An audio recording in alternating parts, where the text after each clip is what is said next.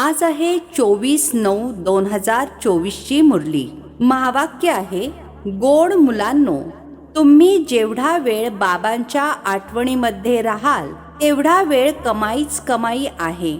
आठवणीनेच तुम्ही बाबांच्या जवळ येत जाल. प्रश्न आहे, जी मुले बाबांच्या आठवणीमध्ये राहू शकत नाहीत त्यांना कोणत्या गोष्टीची लाज वाटते? उत्तर आहे, आपला चार्ट लिहिण्याची त्यांना लाज वाटते. समजतात की खरे लिहिले तर बाबा काय म्हणतील, परंतु मुलांचे कल्याण यातच आहे की खरा चार्ट लिहित राहणे. चार्ट लिहिण्याचे खूप फायदे आहेत. बाबा म्हणतात, मुलांनो, यामध्ये लाज वाटू देऊ नका. ओम शांती. रुहानी बाबा बसून मुलांना समजावून सांगत आहेत. आता तुम्ही मुले 15 मिनिटे आधी येऊन बाबांच्या आठवणीमध्ये बसता. आता इथे दुसरे तर कोणते काम नाहीये. येऊन बाबांच्या आठवणीमध्येच बसता. भक्ती मार्गामध्ये तर बाबांचा परिचयच नव्हता. इथे बाबांचा परिचय मिळाला आहे आणि बाबा म्हणतात, मामेकम अर्थात मज एकाची आठवण करा. मी तर सर्व मुलांचा पिता आहे. बाबांची आठवण केल्यावर मग वारसा आपोआप आठवला पाहिजे. काही लहान मुले तर नाही आहात ना. भले लिहितात, आम्ही 5 महिन्यांचे किंवा 3 महिन्यांचे आहोत, परंतु तुमची कर्मेंद्रिये तर मोठी आहेत. तर रुहानी बाबा समजावून सांगत आहेत, इथे बाबा आणि वारशाच्या आठवणीमध्ये बसायचे आहे. हे जाणता की आपण नरापासून नारायण बनण्यासाठी पुरुषार्थामध्ये तत्पर आहोत आणि स्वर्गामध्ये जाण्यासाठी पुरुषार्थ करत आहोत.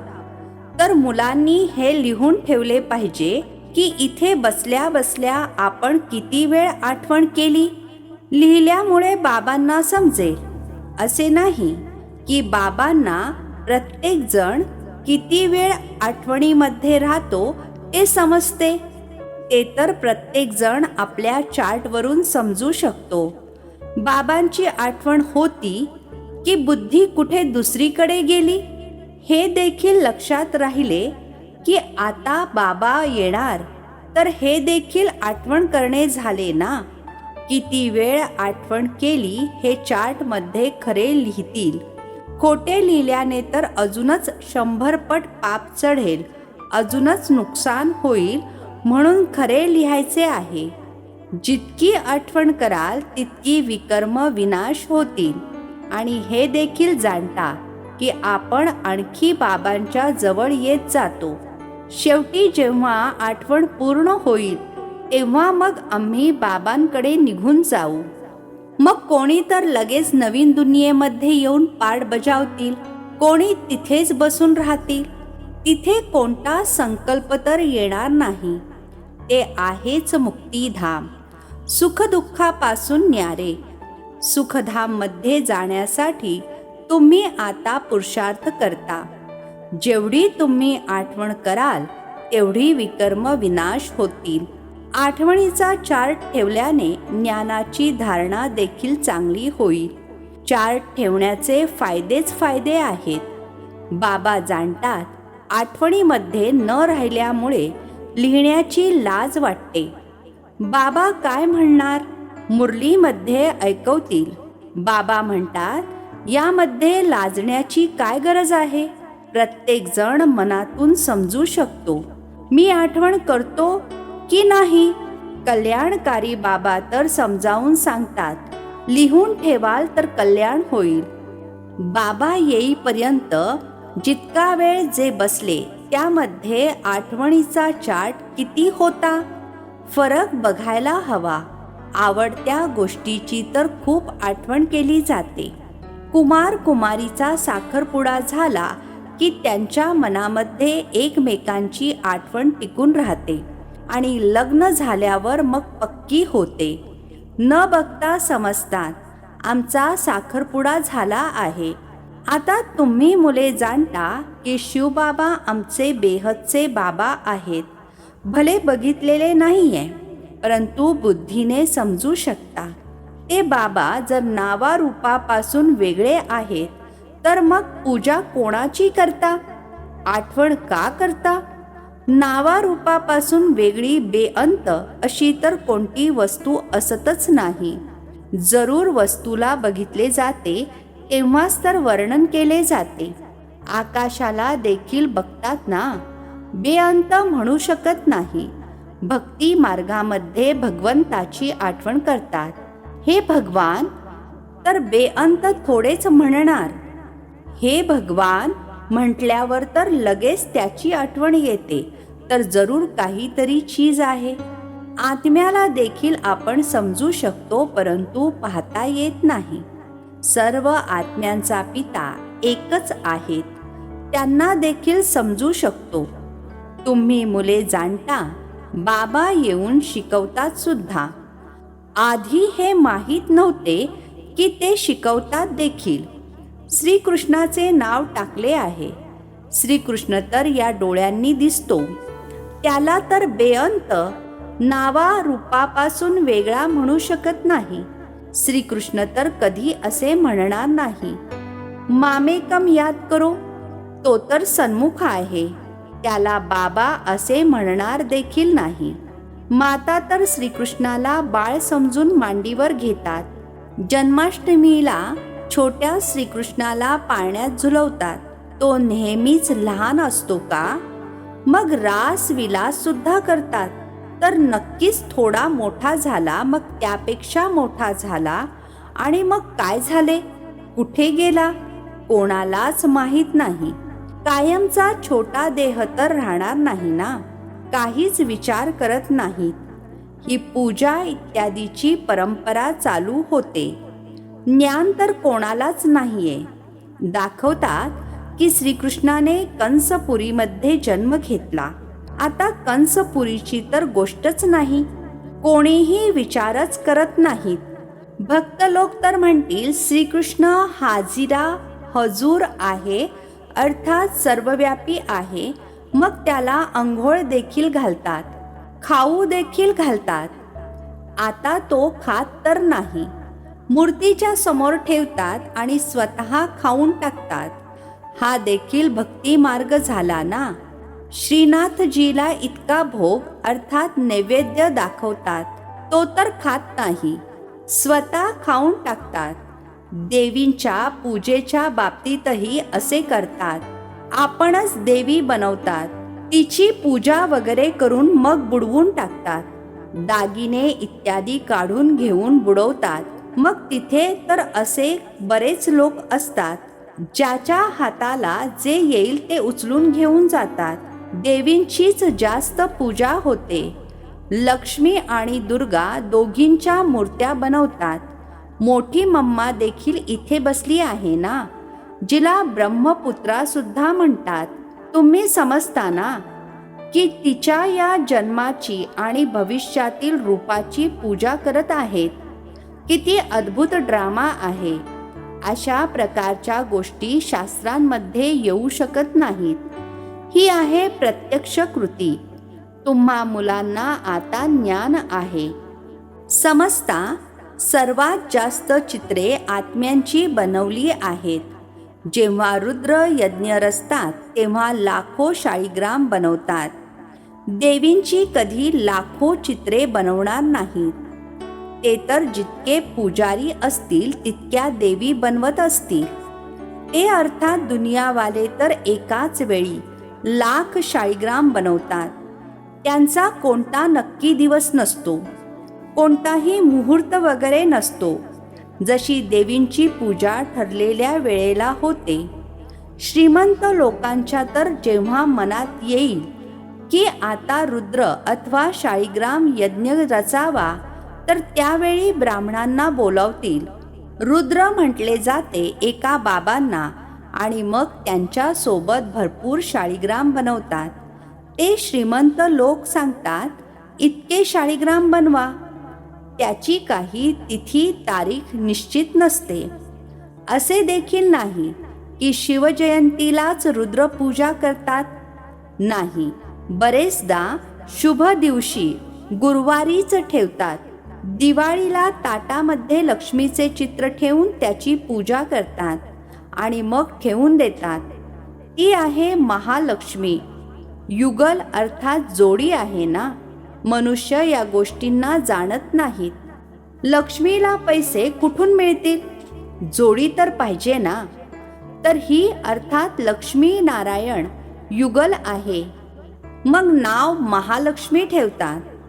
देवी कधी होत्या, महालक्ष्मी केव्हा होऊन गेली, या सर्व गोष्टी मनुष्यांना माहीत नाहीत. तुम्हाला आता बाबा बसून समजावून सांगत आहेत. तुमच्यामध्ये देखील सर्वांना एकसारखी धारणा होत नाही. बाबा इतके सर्व समजावून सांगून मग तरीही म्हणतात, शिवबाबांची आठवण आहे, वारशाची आठवण आहे. मूळ गोष्ट ही आहे. भक्ती मार्गामध्ये किती पैसे वाया घालवतात. इथे तुमचा एक पैसा सुद्धा वाया जात नाही. तुम्ही सेवा करता संपन्न पवित्र बनण्यासाठी. भक्ती मार्गामध्ये तर खूप पैसे खर्च करतात, अपवित्र बनतात, सर्व मातीत मिसळून जाते. किती फरक आहे. यावेळी जे काही करतात ते ईश्वरीय सेवेमध्ये शिवबाबांना देतात. शिवबाबा तर खात नाहीत, खाता तुम्ही. तुम्ही ब्राह्मण मधले ट्रस्टी आहात.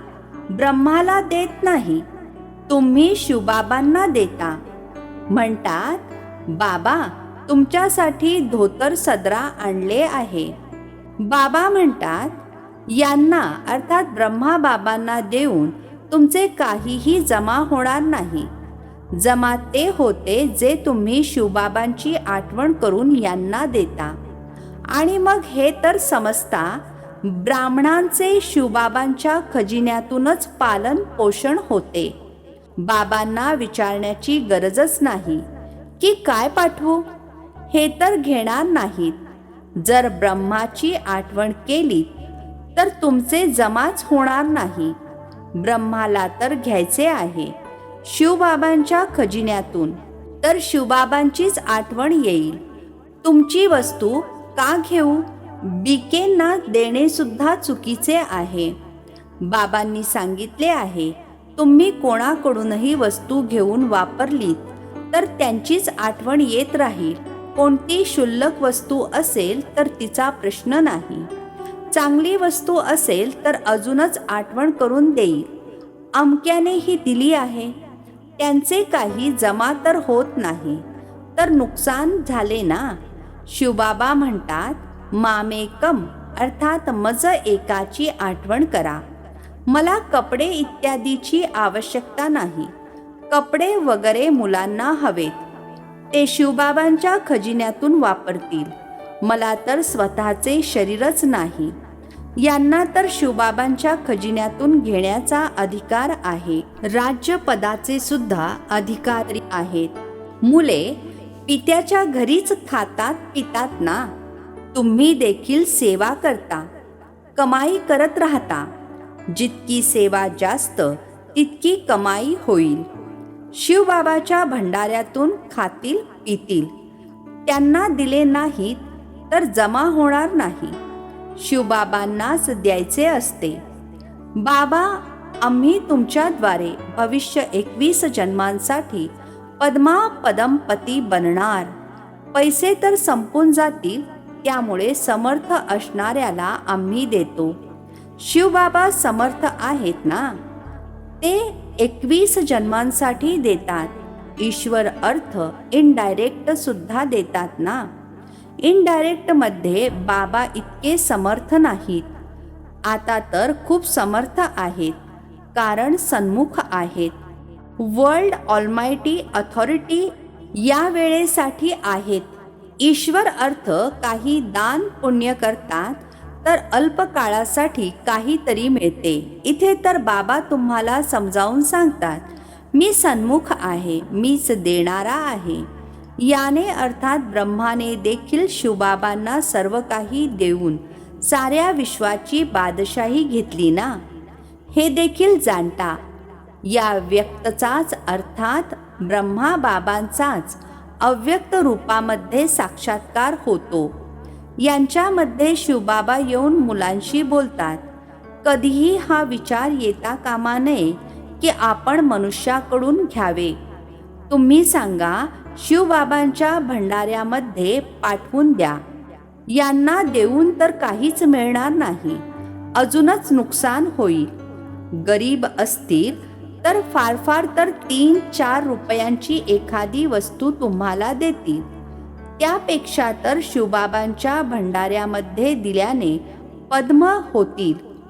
स्वतःचे नुकसान थोडेच करून घ्यायचे आहे. जास्त करून देवींचीच पूजा होते, कारण तुम्ही देवीचं ज्ञान देण्यासाठी खास निमित्त बनता. भले गोप देखील ज्ञान देतात, परंतु जास्त करून तर माताच ब्राह्मणी बनून रस्ता दाखवतात. त्यामुळे देवींचे नाव जास्त आहे. देवींची खूप पूजा होते. तुम्ही मुले हे देखील जाणता. अर्धा कल्प आपण पूज्य होतो. आधी आहात पूर्ण पूज्य, मग अर्धे पूज्य, कारण 2 कला कमी होतात. रामाचे घराणे म्हणणार त्रेतामध्ये. ते अर्थात दुनियावाले तर लाखो वर्षांची गोष्ट म्हणतात, तर त्याचा काही हिशोबच मिळू शकत नाही. भक्ती मार्गवाल्यांच्या बुद्धीमध्ये आणि तुमच्या बुद्धीमध्ये किती दिवस रात्री एवढा फरक आहे. तुम्ही आहात ईश्वरीय बुद्धी, ते आहेत रावण बुद्धी. तुमच्या बुद्धीमध्ये आहे की हे पूर्ण चक्रच 5000 वर्षांचे आहे, जे फिरत राहते. जे रात्रीमध्ये आहेत ते लाखो वर्ष म्हणतात, जे दिवसामध्ये आहेत ते 5000 वर्ष म्हणतात. भक्ती मार्गामध्ये अर्धा कल्प तुम्ही असत्य गोष्टी ऐकल्या आहेत. सतयुगामध्ये अशा गोष्टी असतच नाहीत. तिथे तर वारसा मिळतो. आता तुम्हाला डायरेक्ट मत मिळते. श्रीमद भगवद्गीता आहे ना, इतर कोणत्याही शास्त्रामध्ये श्रीमद नाव नाही आहे. दर 5000 वर्षांनंतर हे पुरुषोत्तम संगमयुग, गीतेचे युग येते. लाखो वर्षांची तर गोष्ट असू शकत नाही. कधीही कोणी आले तर संगमावर घेऊन जा. बेहदच्या बाबांनी रचयिता अर्थात स्वतःचा आणि रचनेचा सर्व परिचय दिला आहे. तरी देखील म्हणतात, ठीक आहे, बाबांची आठवण करा. आणखी काही धारणा करू शकत नसाल तर स्वतःला आत्मा समजून बाबांची आठवण करा. पवित्र तर बनायचेच आहे. बाबांकडून वारसा घेता तर दैवी गुण देखील धारण करायचे आहेत. अच्छा, गोड गोड खूप खूप वर्षांनंतर भेटलेल्या मुलांप्रती मात पिता बापदादांची प्रेमपूर्वक आठवण आणि सुप्रभात. आत्मिक पित्याचा आत्मिक मुलांना नमस्ते. आम्हा आत्मिक मुलांचा आत्मिक पित्याला नमस्ते. धारणेसाठी मुख्य सारांश आहे.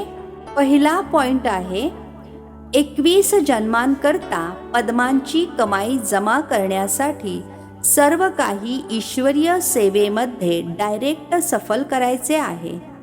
ट्रस्टी बनून शिवबाबांच्या नावाने सेवा करायची आहे. दुसरा पॉइंट आहे, आठवणीमध्ये जितका वेळ बसता तितका वेळ बुद्धी कुठे कुठे गेली हे चेक करायचे आहे. आपला खरा खरा पोतामेल अर्थात चार्ट ठेवायचा आहे. नरापासून नारायण बनण्यासाठी बाबा आणि वारशाच्या आठवणीमध्ये राहायचे आहे. आजचे वरदान आहे, विस्मृतीच्या दुनियेतून निघून स्मृती स्वरूप राहून हिरो पार्ट बजावणारे विशेष आत्मा भव. विस्मृतीच्या दुनियेतून निघून स्मृती स्वरूप राहून हिरो पार्ट बजावणारे विशेष आत्मा भव. स्पष्टीकरण आहे, हे संगमयुग स्मृतीचे युग आहे आणि कलयुग विस्मृतीचे युग आहे. तुम्ही सगळे विस्मृतीच्या दुनियेतून निघून आला आहात. जे स्मृती स्वरूप आहेत तेच हिरो पार्ट बजावणारे विशेष आत्मा आहेत. यावेळी डबल हिरो आहात. एक तर हिऱ्यासारखे अमूल्य बनले आहात, दुसरे म्हणजे हिरो पार्ट आहे. तर सदैव हेच गीत मनामध्ये वाजत राहावे की वाह माझे श्रेष्ठ भाग्य. जसे शरीराचे ऑक्युपेशन लक्षात राहते, तसे हे अविनाशी ऑक्युपेशन की मी श्रेष्ठ आत्मा आहे हे लक्षात राहील, तेव्हा म्हणणार विशेष आत्मा.